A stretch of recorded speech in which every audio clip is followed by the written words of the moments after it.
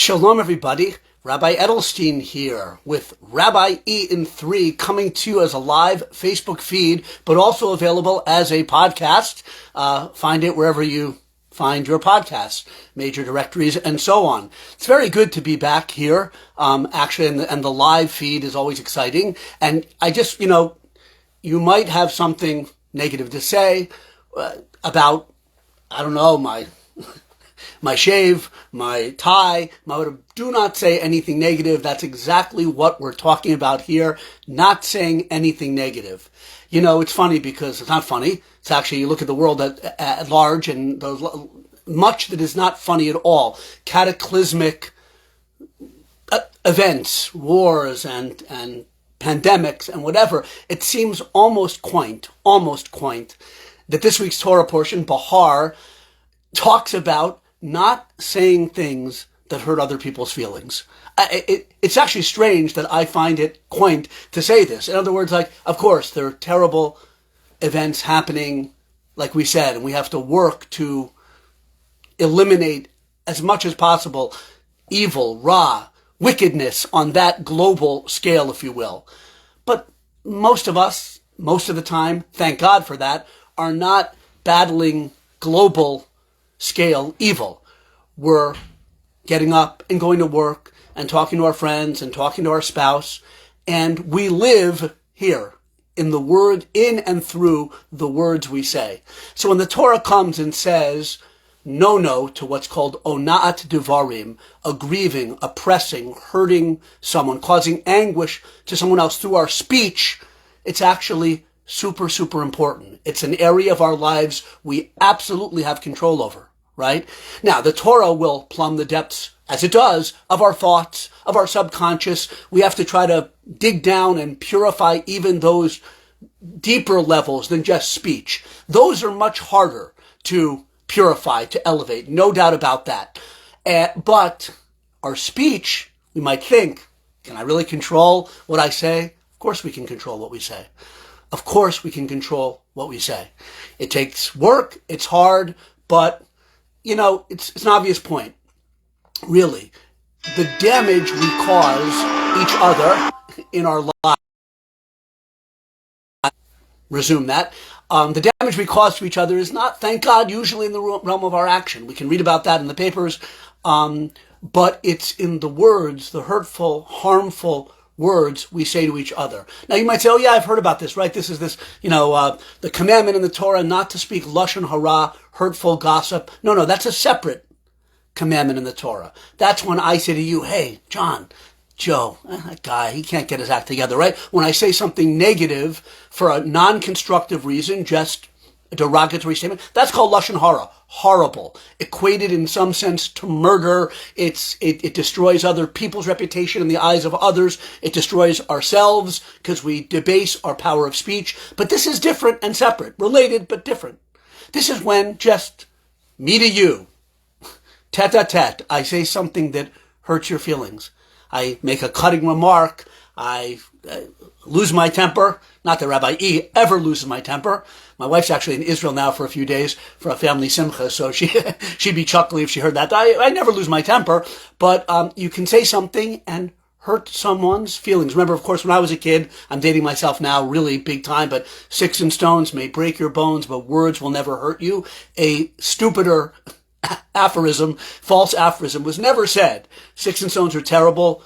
I mean, they're good for whatever, making sounds or whatever, little drum kit, but not to hurt other people. But your words are, if anything, more harmful. It's than what you can do with sticks and stones. Actually, they're both really harmful. And the Torah, by the way, prohibits us from hurting each other with sticks and stones. But, okay, now, so we have lashon hara on the one hand, that's hurtful gossip, derogatory speech. And you know what, I must say now that almost every other week, I will see something, social psychologists or whatever talking about the helpful, the beneficial, the salubrious effects of, gossip, of even saying something mean about someone, because it creates a friendship between you and the person you're talking to. I'm sorry. The Torah says find better ways, more constructive ways of building that relationship between you and your friend, and not by, dipping your tongue in acid and firing off insults about someone else. So whatever the social psychologists say, Torah says, no, try to find another way. But that's Lashon Hara. This is called Onas Devarim. It's interesting. In the Torah portion, it's next to a section that talks about not oppressing or aggrieving your fellow person monetarily, not overcharging, not undercharging, a kind of a fraud in price setting or whatever, and that's called oppression or causing anguish in the realm of sales and commercial life. But this is Ona'at Devarim, oppression or causing grief with one's words. Now it's interesting, I'll just say that right after it lists this prohibition, of course, one of the 365 prohibitions in the Torah, we'll come back to that in a second, it says, each of you shall not cause verbal anguish, aggrieve one's fellow man. By the way, I should just point out, it doesn't specify that in the actual words of the Torah, of the written Torah in the book of Numbers, it doesn't say hurting someone with words. It just says don't cause grief, don't cause anguish, but it's in the oral law that it's clarified that this particular use of that word means insulting speech, saying things that hurt somebody else. By the way, it's a good lesson to remember, Jewish people or non-Jewish people, one cannot understand the Torah without the constant assistance and elucidation of the Mishnah, the Talmud, the oral law, which explains and clarifies everything and tells us how to put into practice, even when we do understand the simple meaning of a verse, which is not always, it tells us how to put it into practice. In any case, the verse says, you shall not cause this harm to your fellow person, and you shall fear your God. You should have Yirat Hashem, I am Hashem your God. Now, why does it particularly put that reminder to have awe or fear of God right next to the commandment not to say things that hurt other people? So beautiful, our sages say, the great Rabbi Rashi quotes it, he says, because it's very easy to say, you see, you make a comment, it has its effect, the person is upset by what you said to them, and it could be, I hate to say it, hopefully it never happens in domestic life, but it can happen, and ruin the harmony of a marriage, of a home, of a friendship. But okay, you say something intentionally, right? And the arrow hits its mark. And then the person reacts. Often, you'll feel really bad, and that's a good sign. That's a good sign that you have a soul, a conscience, right? But you'll feel bad when you see that it stung. But then what you might say, and here's what the Torah is coming to head off, you might say, oh, I didn't mean that. Oh, I'm sorry. No, you misunderstood. I didn't mean to. No. What are you talking about? I would never say something bad like that to you. You know, your catty little slip of the tongue, you pretend that it was the intention was good, and maybe you can fool, probably not the person to whom it was directed, because they can often tell, but you can fool other people a lot of the time. But the Torah says, you shall fear Hashem your God. You cannot fool him. He knows the thoughts of your heart. He knows if the piece of misleading advice you gave or the little, drop of the tongue comment was with malice in your heart, with a negative intention or not. Hashem knows, and that's why it says you should have fear of God. By the way, it's not our topic now, and I have to go. It's getting late, and I want to spare you. I want to give you some time on your Friday afternoon. But it's, the whole concept of Yirat Hashem, fear of God, gets a very bad name, so to speak, and misunderstanding in our age. It doesn't mean we're supposed to walk around, the Torah says we're supposed to walk around in constant terror of, the deity who's going to strike me down. No, that kind of mentality belongs to pagan, religions of old. No, fear/awe of God, it's the same word in Hebrew, yira. It means an awareness that nothing is lost, that I'm going to have to take full responsibility for the little nasty comment here, or the underhanded trick there, or the commercial deceit there, or the fudging of the tax returns there, or whatever. Not the IRS, something way, way more awesome than the IRS is watching our tax returns and is watching us. Again, you say that sounds scary. No, it's not scary. It's actually a wonderful corrective to our mindless attitude of going about life, taking liberties with law, with ethics, with other people's feelings. To remember, have awe of God. You'll have to answer and account for those words one day if you don't rectify that in this world. So that's really, now, very easy to say. Rabbi E comes on and, for 3, 5, 10 minutes, how wonderful, watch your speech. Do I struggle with it? Of course I struggle with it. When you're angry, when you're frustrated, when you stub your toe, when you spill. I spilled a lot today. I had at least 2 separate spills. Milk, coleslaw, there might have been a third in there. Okay, yes it was. Starbucks coffee, I got. Good deed. One of my children, and it spilled in the car. Okay.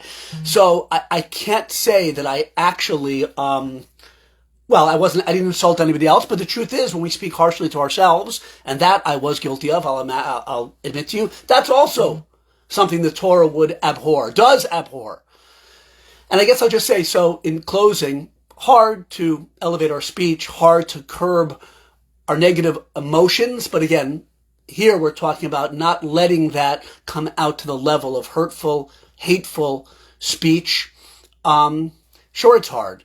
But, that's why we're in this world. The Vilna Gaon, great rabbi in the 1700s, famously said, by far not the only one in Jewish tradition, but he zeroed in and said, why are we here in this world? Why were we sent into this world, our neshama, our soul, into a physical world, into a body with all its weird inclinations, some of them negative, as the Torah openly says, but a deep, pure, good soul at the core of who we are? Why was that soul sent into this world? Exactly to elevate physicality, to elevate our speech, to elevate our actions. That means battling against negativity of thought, of action, and, like we talked about here today, of speech. So is it hard? Absolutely is hard. Do you have to fight? Yes. Will you be defeated? Yes. Like Rabbi E was defeated in a day full of spills, and negative speech spilled out from me, from those spills. Doesn't matter. Get back up and keep fighting the good fight. That's really where, yes, and give to victims in Ukraine and pray for world peace and strive. And I work in Washington, D.C., so I'm well aware of the global, nature of a lot of the discussion. And that's really important, of course. But day to day, minute by minute, relationship by relationship, we have an opportunity with our words to, God forbid, chas v'shalom, cause pain. And we really should focus on doing beautiful things with our speech, even if that didn't come out so eloquently. Uplifting speech, of course. We need the reminder in the Torah not to cause pain, right? I wanted to say that, I'm sorry, that the idea, right, because many people say, well, Torah has so many prohibitions. Let's just focus on the positive, do good, say good things. Of course, that's the ultimate goal in life. We weren't put here just to avoid doing negative or bad things, but we need both. The Torah is never either or. It's both. We have prohibitions to remind us of how precious the feelings are of another people, the honor, and to be careful, do not cause anguish with your words. And of course, we have the positive commandments. Love your fellow man like yourself. Do kindness, do chesed. We need to fight offense and defense. Hashem gave us a beautiful book, a battle manual, instructions for life called the Torah. I've gone on way too long, but thank you for listening and watching, if you watched. Have a wonderful, wonderful Shabbos, and I hope to talk to you again or see you again soon. Bye-bye.